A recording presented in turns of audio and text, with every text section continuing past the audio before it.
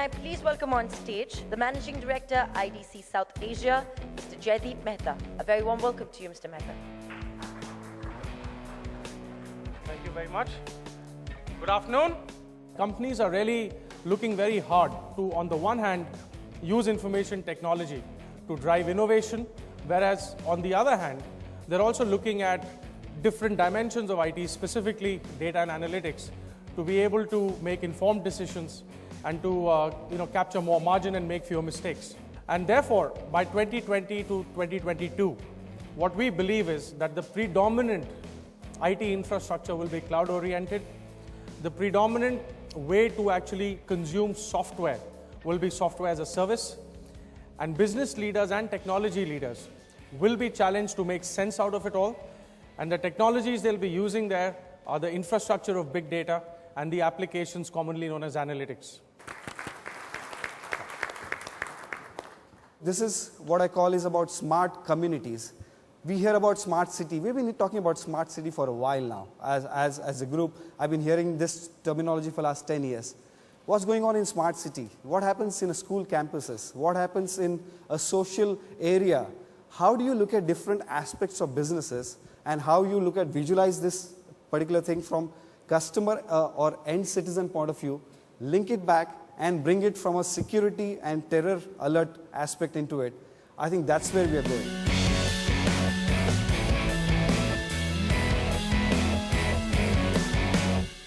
Very diverse group of people, different industries out here. Now that we've established that cloud and big data is a mature technology, no longer something that we might just try for a short little while, from within your own industries or an industry that you think it's really making a big difference, if you could define today what cloud and big data is doing.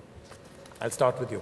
Okay, thanks, Rajiv. I think Jaideep talked about the whole theme around cloud and how infrastructure today is becoming pervasive, is a commodity that can be leveraged, is everywhere, and has the compute power to really provide analytical capabilities at a very large scale that was unprecedented in the past. So that really brings the possibility of what you can do with data in real terms and in a fairly cost-effective manner. I think that's a fundamental shift from a cloud perspective.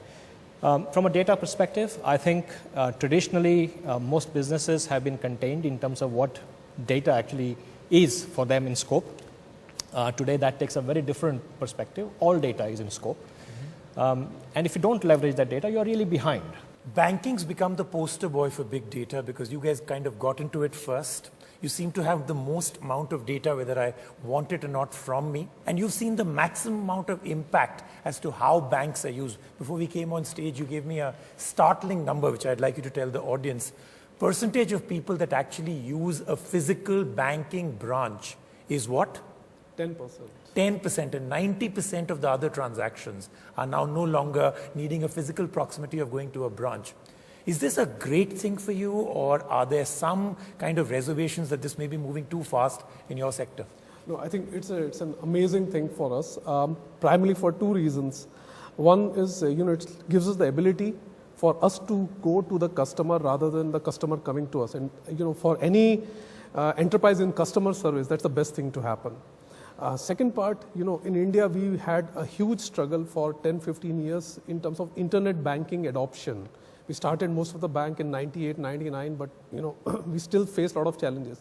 What's happened in India is mobility has really taken off. The wireless adoption has really taken off in both urban and rural areas. What it has helped us do is leapfrog one whole generation of wired connectivity directly into wireless connectivity. And today, if you see the kind of transaction volumes that are happening on mobility, they are just phenomenal. The growth is phenomenal. It is helping us serve customers better. It is also helping us do a lot of fraud analytics better using real-time big data analytics. It's also helping us do so many innovative things, obviously reducing our overall cost of operations, which is extremely important.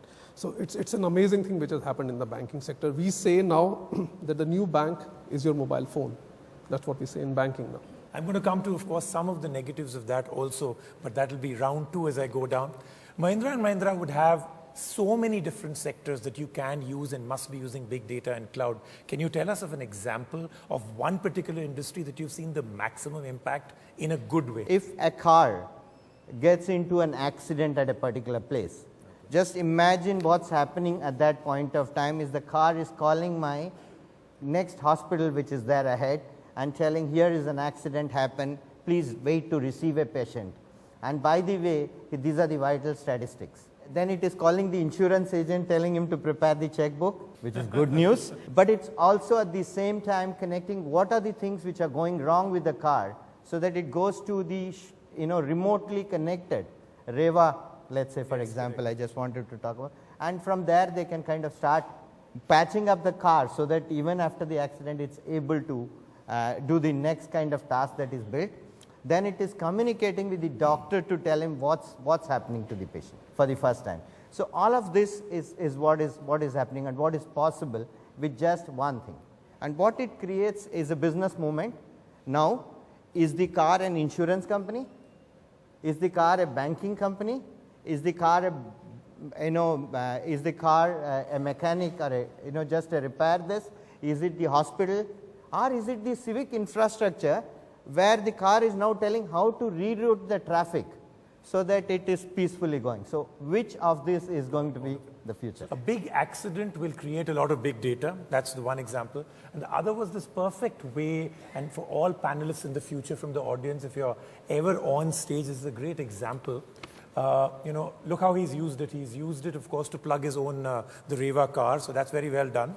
And he's also introduced way too many acronyms which we already had in the world of tech. There's SC, ST, PPM, PPT, and a whole lot more of acronyms. So that's the perfect panelist.